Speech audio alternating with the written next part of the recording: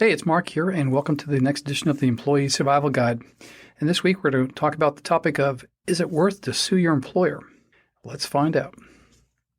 Is it worth to sue your employer? Answer, maybe. You weren't expecting a straight answer from a lawyer, were you? First, this is not a decision for a lawyer to make. We can only show you the door. You are the one who has to walk through it.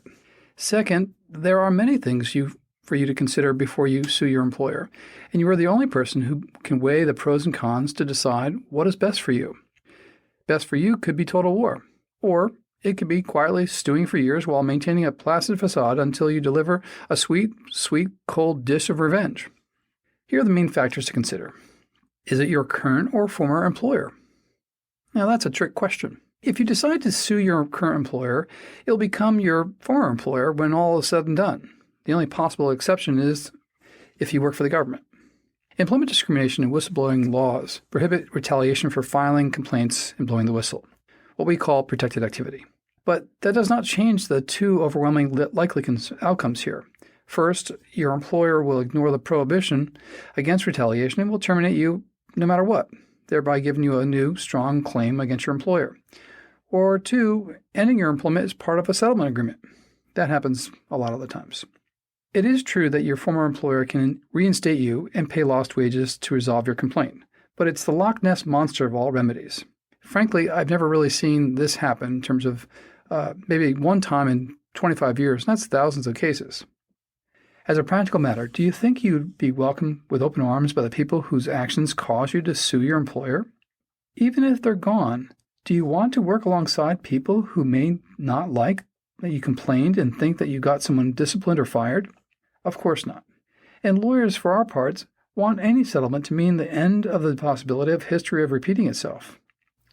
This means the employer pays you to leave.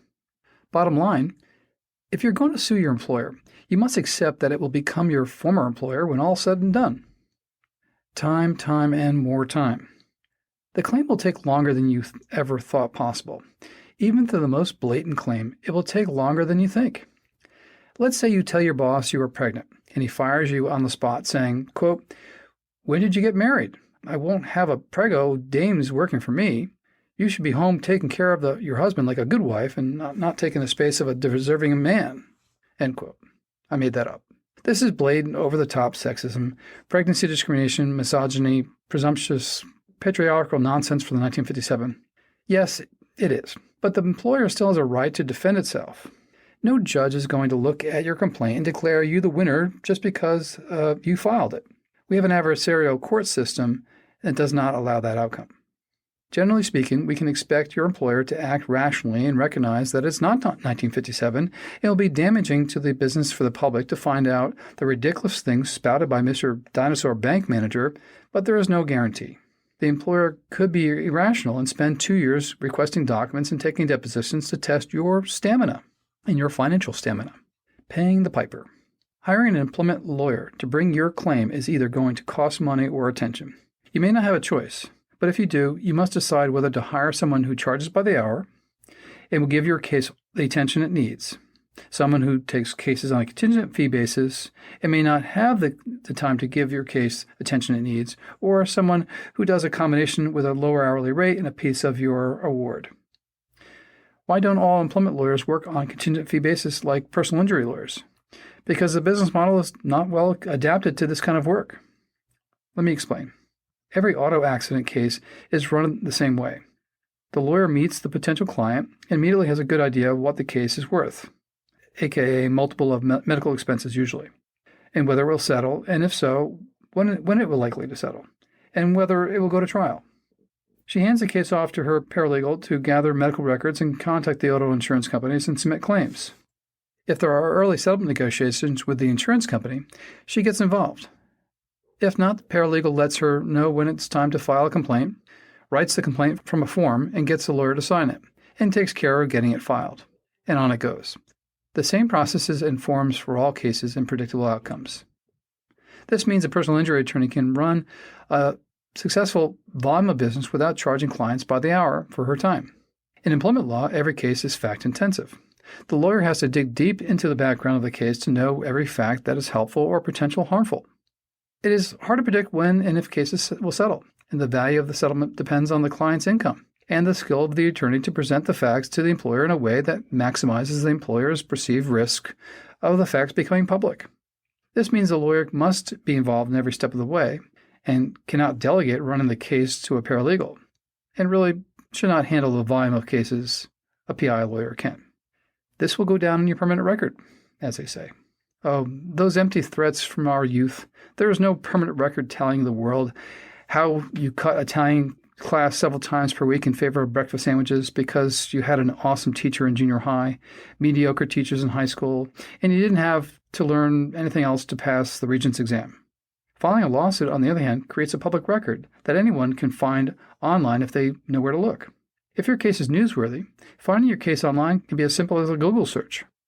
If you work in a relatively small industry, word of your lawsuit will spread. I don't want to overstate the significance of this, but neither do I want to pretend it's all flowers and unicorns and joy. All sizable companies have situations arise where an employee behaved badly and a lawsuit has resulted.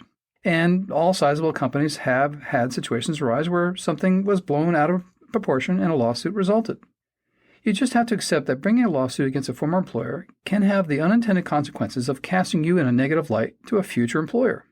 Smart employers will dig a little deeper before making a judgment. But not all employers are smart. You got to know the upside. Damages in employment cases are most often tied to your income. This means the more you earn, the higher your potential damages. This is awful in many ways because the same horrible behavior can be worth little if done to the lowest paid employees who are at least likely to hire an attorney to fight for them, but worth a lot if done to a highly paid employee who are more likely to have resources to survive without a regular paycheck and are more likely to hire an attorney. This isn't going to change.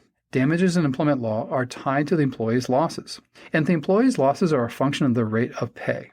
Employees also have a duty to mitigate damages, meaning you must look for another job and anything you earn will reduce your potential damages from the bad acts of your former employer. For example, if you get fired from your $50,000 a year job at Company X as a social media manager because of discrimination, your damages aren't $50,000 until you hit 65. Instead, your damages accrue at the same rate as if you were still employed, minus any unemployment benefits you receive, and minus any income you earn from work with another employer. If Company Y hires you at $100,000 a year as a senior widgets influencer 6 months after Company X fired you, your damages stop accruing because you are earning more than you would have if you weren't fired by the Company X. The maximum damages are the $25,000 you did not earn in the 6 months you were unemployed. Potential clients usually call us before they have a new job, so they can't predict when their damages will stop accruing. Still, it is important to understand how damages accrue so you can weigh how long it is likely to take to land a job comparable to the one you lost. This information will tell you the likely upside, so you can decide if you want to fight for it, and how hard. Anti-discrimination laws and some whistleblower laws provide for an award of attorney's fees, but that only comes up after you win at trial. It is very rare that an employer will agree to pay the employee's attorney's fees as part of a settlement, so you should never add attorney's fees reimbursement to your upside. There is hope. You can deduct attorney's fees spent pursuing employment discrimination cases. The IRS has a publication 525 where you will learn you can deduct the total amount of attorney's fees, whether by judgment or settlement, from the gross income above the line on Form 1040. You should talk to your accountant. Your dignity and sense of justice. Finally, you have to consider how you will feel about yourself if you don't bring the lawsuit. Can you live with it letting them get away with it? Or will it upset you for a long time that your employer did horrible and unlawful things and was never held accountable? I would caution against bringing a lawsuit solely to satisfy a sense of justice, but feeling some vindication after suffering a harm has a healing quality to it. And that's not nothing. One final note, that manager or coworker who discriminated against you, well, he, she, they, etc., will have to read every word of your sworn affidavit and complaint. Defense lawyers will require it. Imagine the shame and embarrassment the idiot will feel when doing the required reading. I mean, no one is immune from this sort of payback. There are many factors to weigh before deciding to sue your employer. If you would like more information about the factors at issue in your employment, please contact Carey & Associates PC on the web at capclaw.com and have a great week.